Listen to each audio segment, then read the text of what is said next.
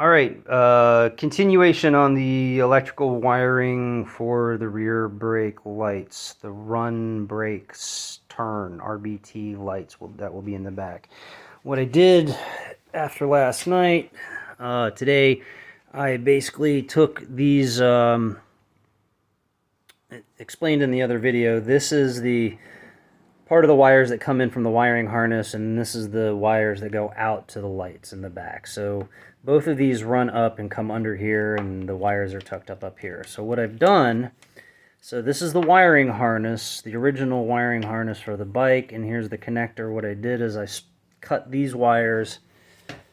In the last video, there was a big bunch of wire nuts on the end of this. So what I realized what I did is this is the back side of this is this part that goes in.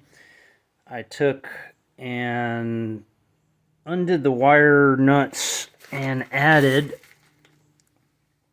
beans. I don't know the real proper name. I've always called them beans because they just kind of look like beans. And basically this is a metal tube inside of a plastic housing. The metal tube has spiky little teeth, and you crimp it down, and it pinches the wire really hard, and it doesn't go anywhere, and you have to like basically cut these off. You have to cut the wire. These are very solid permanent connectors without having to solder. So I didn't solder them together. I simply just crimped them together.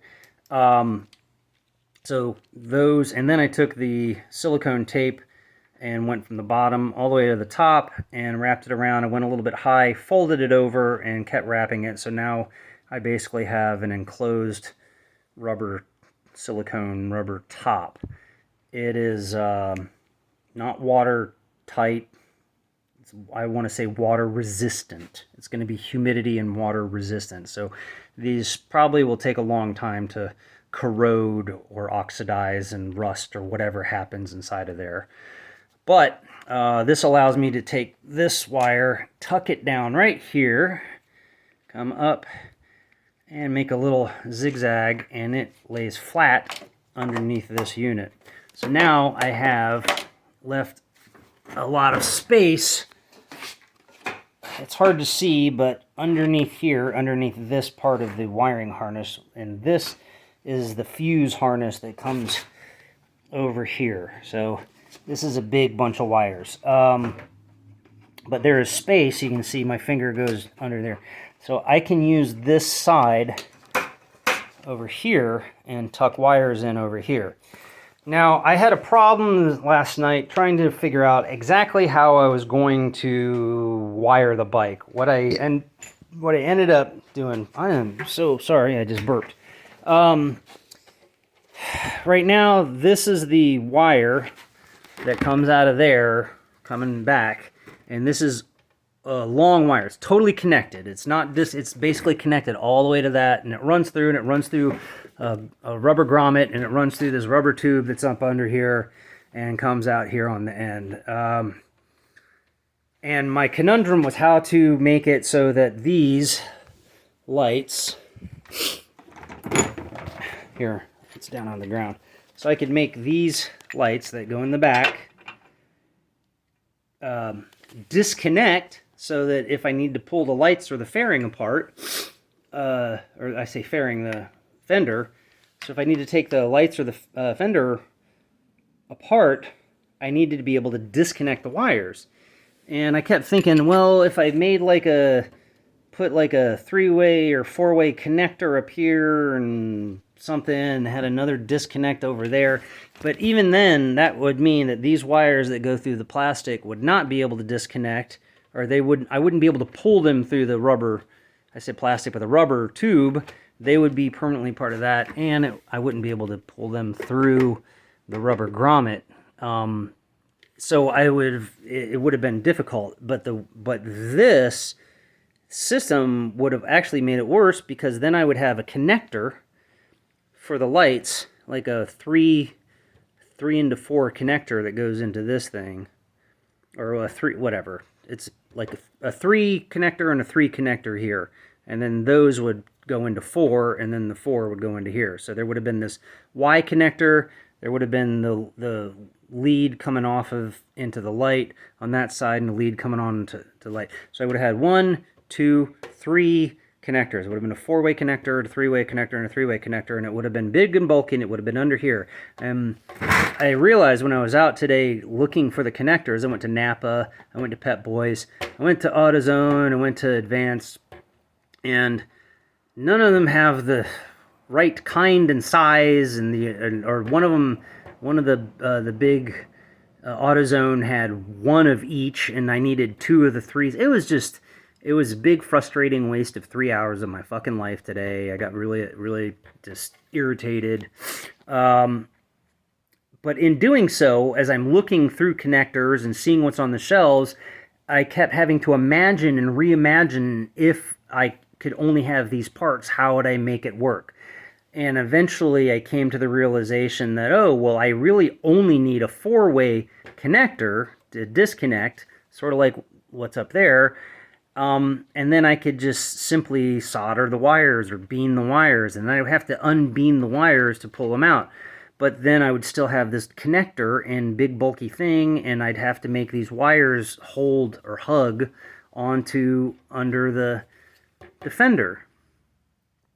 And on my way to the very last AutoZone, or just when I left the Advanced, and I was like, I was just irritated. They didn't even have a single fuse thing that I needed, and I'm like, I had to keep rethinking until my brain finally made the jump.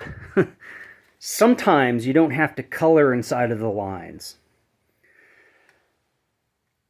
I realized I can go underneath.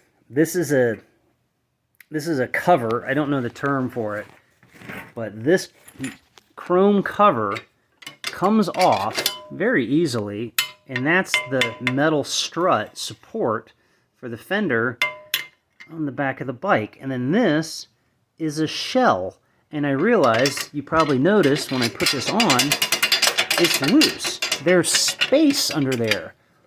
And it dawned on me while I was driving that, and I'm sticking this between my knees so that I can hold it. What I realized is that, so this is the wing, the light goes like this, and it's attached like this on the side. This bolt here, I'm going to take this off. This bolt here goes through that hole, and then it comes out on the other side of the fender, and that's how you clamp the fender on. You clamp the fender on in 3 spots. There's a bolt here, there's a bolt with this, and there's a bolt in the front. Well, I need to go buy the bolts that fit the right size for this. They're either too long or too short, so I need to like order them online and get the right exact size. But anyways, I realized that I don't have to take the wire through. I can turn the wire inside of this, and I'll show you. Well, I don't have to show you. All right. That's not coming off easily because of my... anyways, so what I realized is this basically comes out, that goes on, and then you bolt this to just the cover. So what it does is it turns this in the cover into one piece, because that's clamping onto the cover. And then I could just do this and turn it up. I just have to make sure, and it feels like there's enough room so that I'm not pinching the wires between the cover and the strut. But it feels like, and I have to double check this, it feels like there's a little bit of gap of space. In fact, let me take a small screwdriver. I have... where's the tiny guy? Well, whatever, here's another one. Not the smallest one, but if I just do this, you see? I can stick the screwdriver. This is going straight into the hole, all right? And this is pushed all the way in, and it's hard to see, but there is a gap. See, now I'm pushing on the strut, so there's a gap. So I'm going to run the wire out, and along here, and it's going to be one continuous wire, just like this guy. One continuous long wire that goes down, cups under here, and I think the best way to do this, oops, is that when I come to this point, because this seat comes down right across all of this stuff, and then here's the side cover, and then the seat comes across, and it's sort of like sitting like up here, and then it tucks back in.